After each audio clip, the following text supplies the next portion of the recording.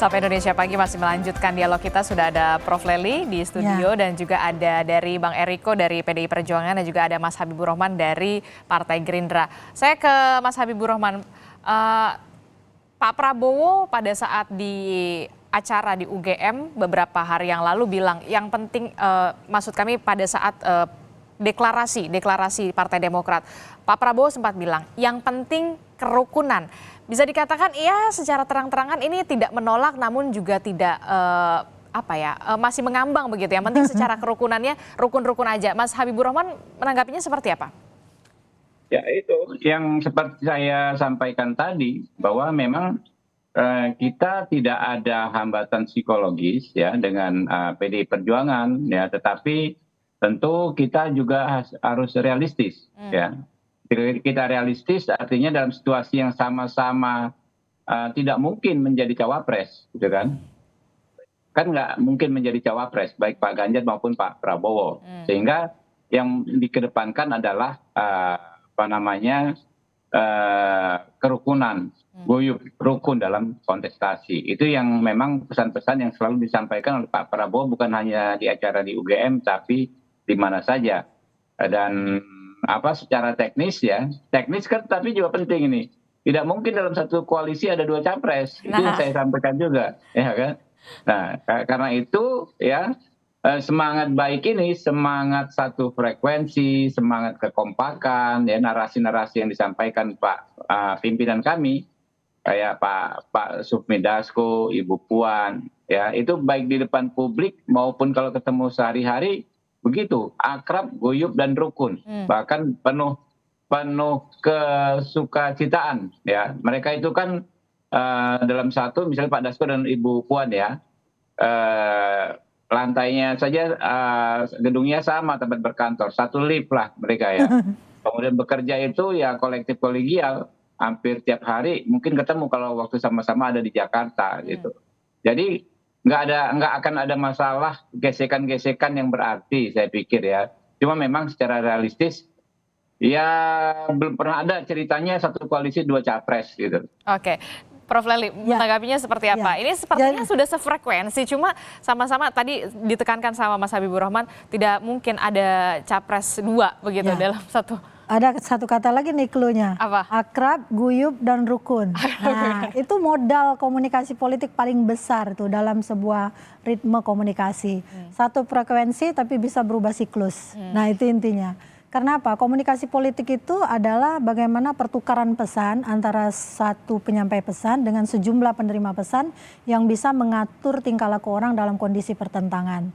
Pertentangannya adalah tidak mungkin ada dalam satu koalisi dua capres. Nah, itu kan pertentangannya. Tapi tadi kan ada clue-nya, akrab, guyup, dan rukun, komunikasinya menjadi lebih mudah.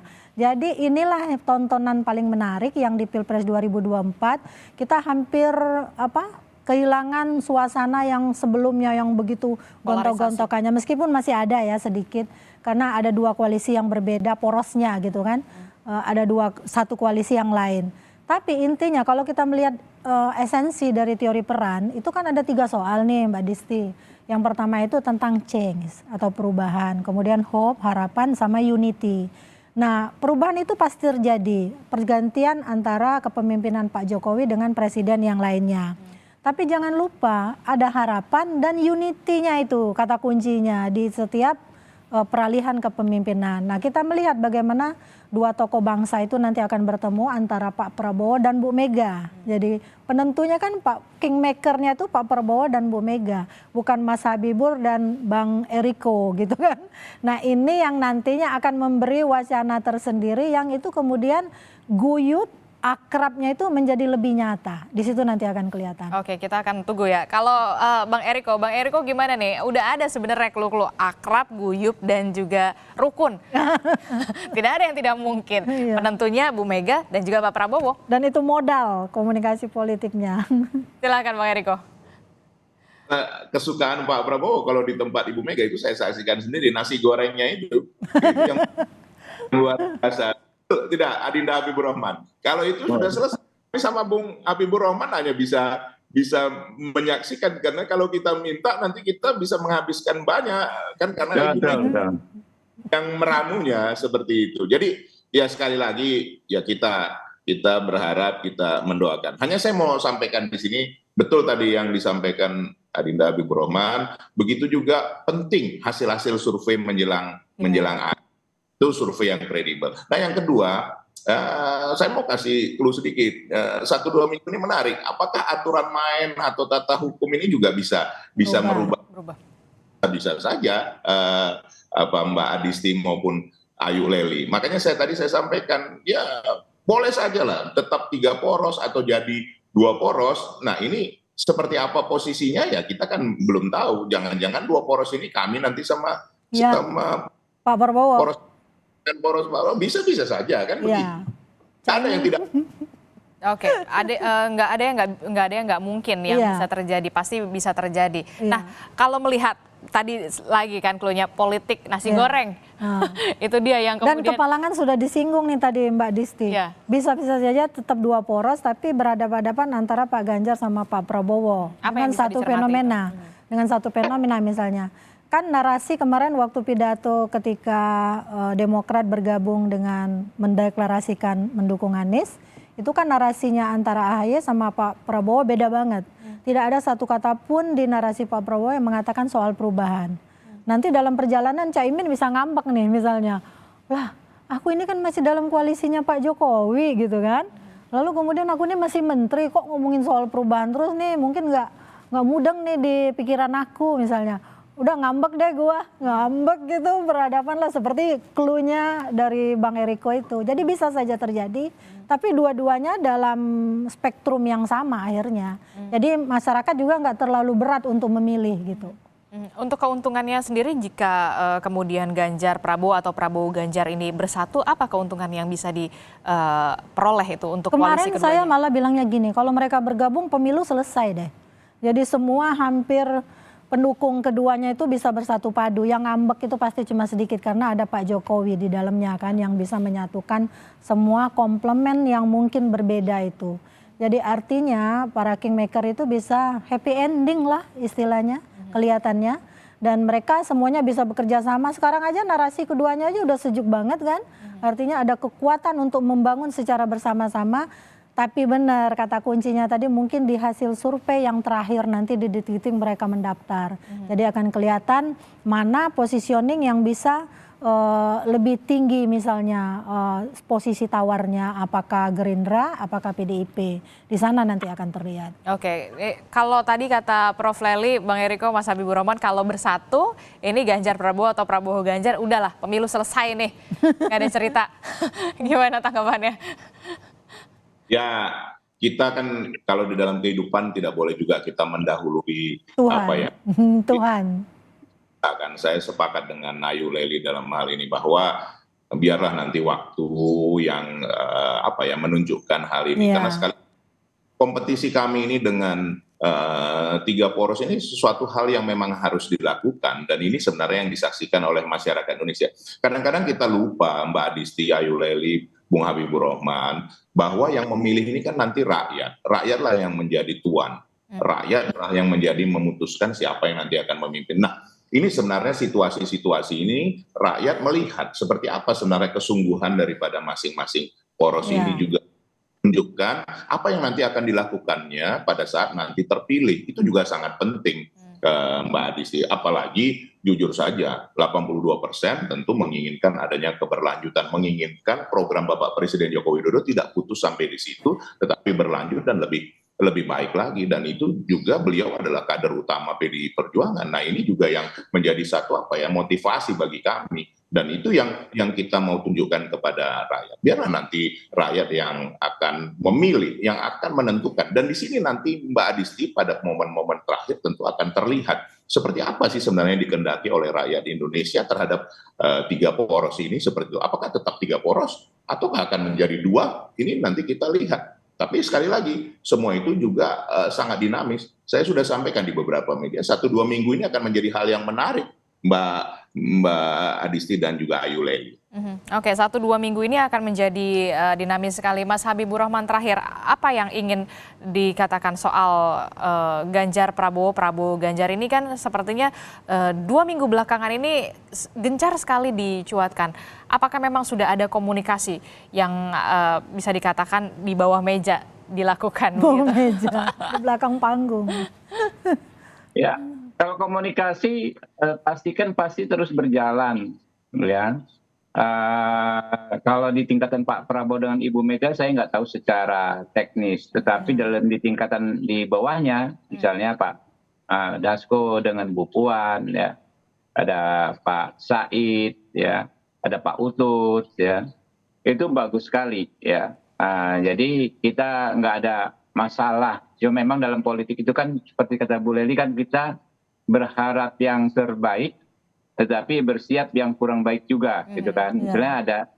Misalnya kita berharap, oh tentu kalau satu putaran bagus, bukan satu putaran, satu koalisi bagus, ya, bisa satu putaran, ya, karena kalau surveinya LSI Denny JA kan 64%, kalau Pak Prabowo capresnya, Pak Ganjar cawapresnya, kalau Pak Ganjar cawapresnya juga nggak terlalu kecil, 60%, ya. Tapi kan Beda kita juga 0,4 ya.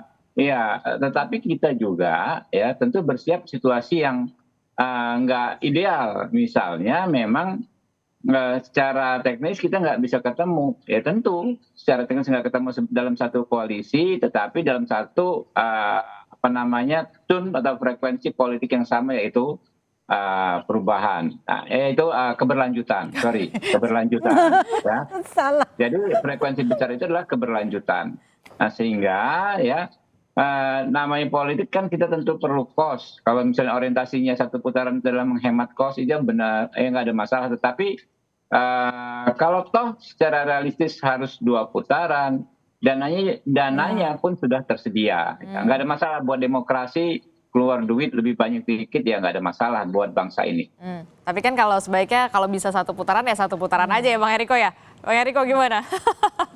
Tadi sudah menyinggung kos soalnya. Iya, politik itu kan pertemuan dan pertentangan 2 kepentingan. Hasil akhirnya kompromi. Kompromi dari yang dipertentangkan dan dipertemukan dalam kepentingan. Oke, nah menarik sekali tuh Bang Eriko. Semuanya kompromi, yang tadinya dipertentangkan bisa dipertemukan.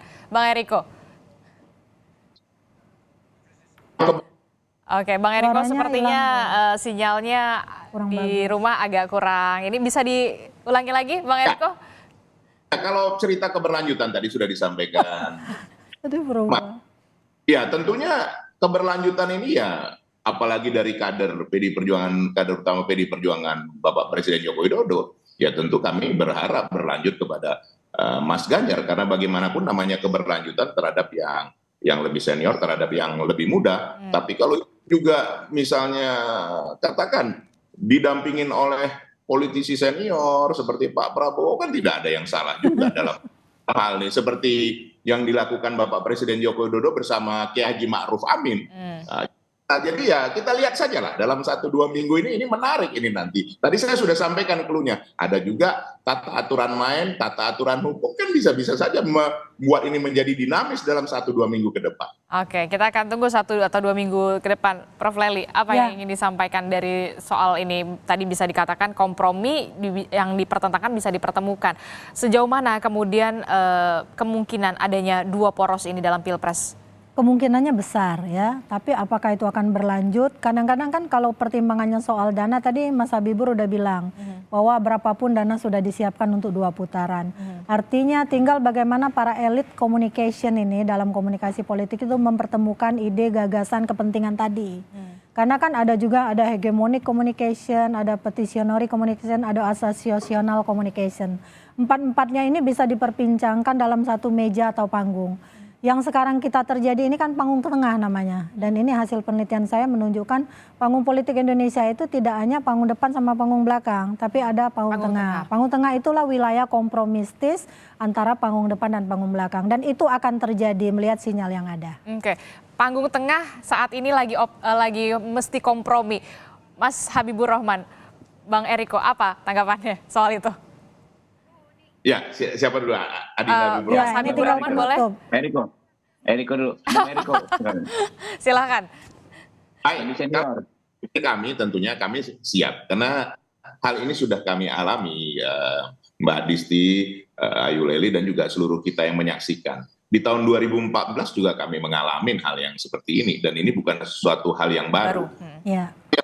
Sesuatu yang menarik bahwa ini menambah motivasi. Coba boleh ditanyakan kepada teman-teman ini yang di bawah maupun juga relawan, ini semakin kencang. Ini hari per hari ini door to door-nya sudah berjalan. Jadi tidak hanya bicara di tatanan above the line, tapi juga below the line-nya sudah berjalan. Sekali lagi kami berharap siapapun yang meneruskan, tentunya kami menginginkan diteruskannya keberlanjutan Bapak Presiden Joko Widodo tentu oleh generasi yang memang layak dan memang mampu untuk menjalankan itu. Seseorang yang memang mempunyai katakanlah kemampuan dalam maraton, tapi juga sukses yang mau cepat untuk bisa menjadikan Indonesia ini lebih baik, menyongsong Indonesia Emas tahun 2045.